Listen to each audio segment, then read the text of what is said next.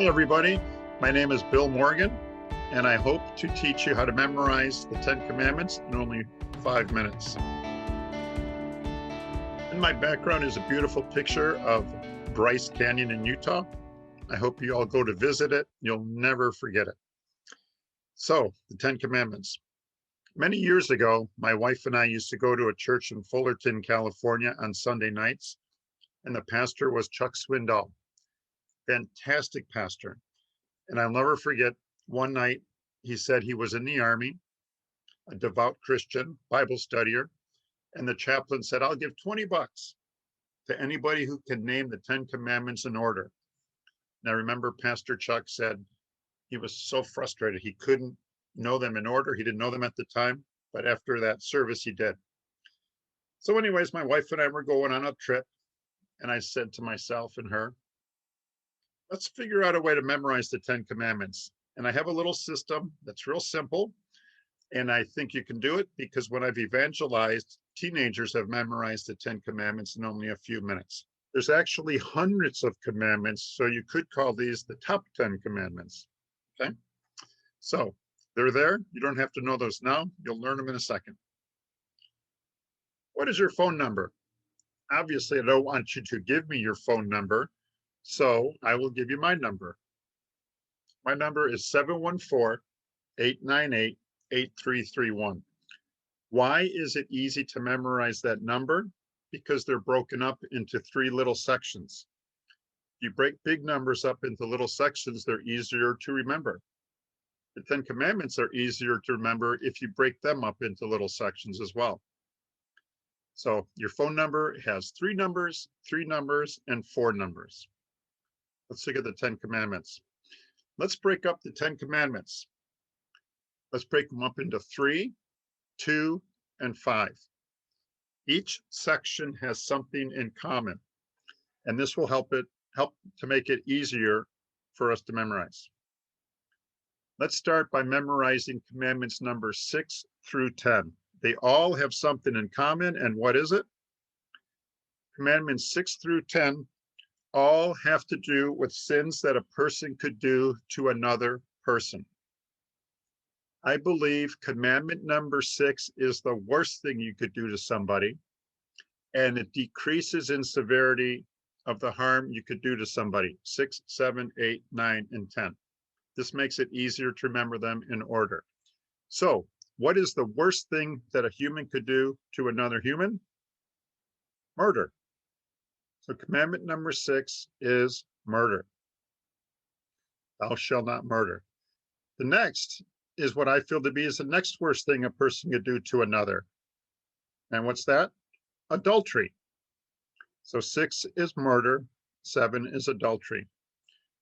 What's the next worst thing you could do to another person? Stealing. Thou shalt not steal. So we've got murder at 6, adultery at 7, stealing at 8. What's the next worst thing you could do to somebody? Lying. See the decreasing in severity? Murder, adultery, steal, and lie. And for number 10, very damaging sin.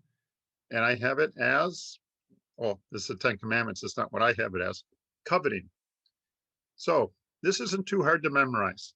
A sin that a human does against another human, decreasing in severity. Murder, adultery, steal, lie, and covet. Okay, let's memorize the first 3 commandments. These have something in common. These are all sins that a person can do against God. Okay, so what is the most severe sin that you could do against God? Thou shalt have no other gods before me. That's commandment number 1. What's the next sin that you could do against God? And again, these are decreasing in severity in my interpretation. Thou shalt make no idols or false images, graven images. Okay? So number 1 is no other gods. Number 2, make no idols. Number 3, don't use God's name in vain.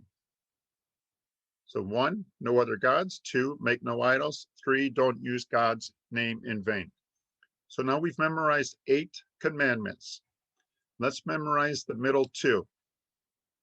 Now these take a little memorization. One of these commandments is to honor your mother and father, and one of them is to honor the Sabbath. Here's my memorization tip. Everybody has 4 fathers. I know it's not the number 4, but we have 4 fathers. Well, number 4 does not have to do with your father. So that means it's number 5. Follow me? Number 4 is not with the fathers.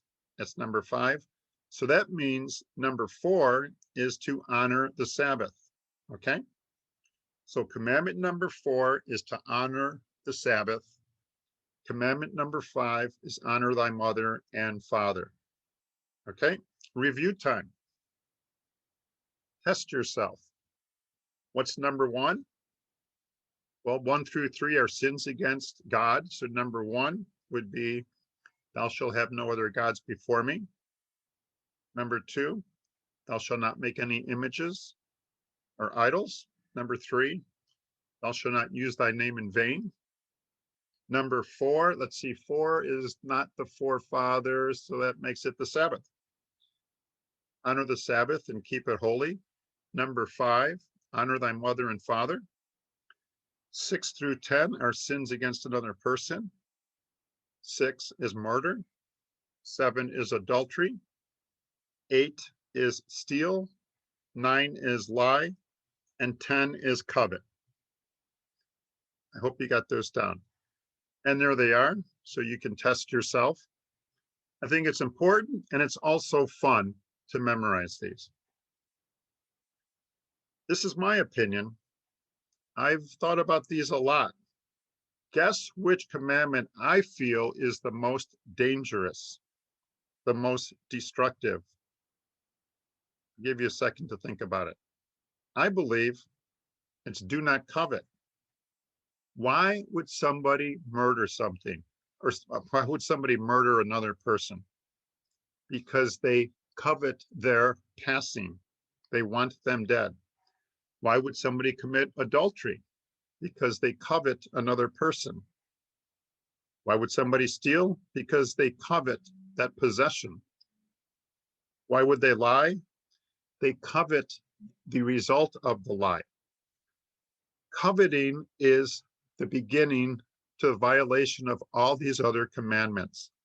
So really work on coveting, and it's easier to obey God's word. Hope that makes sense to you. So when you're in your car, here's some free advice. Turn off the music every now and then and daydream. Do things like this. Try to memorize the 10 commandments and see how you do. Daydreaming is a good way to broaden your mind and come up with new ideas. So a quick quiz. Which sin is thou shalt not commit adultery? Which commandment? It's number 7. And which one is commandment number 3? Thou shalt not use thy Lord's name in vain. Anyways, I hope you are blessed by these. I hope you practice them and it benefits you in your life. God bless you. I wish you all the best.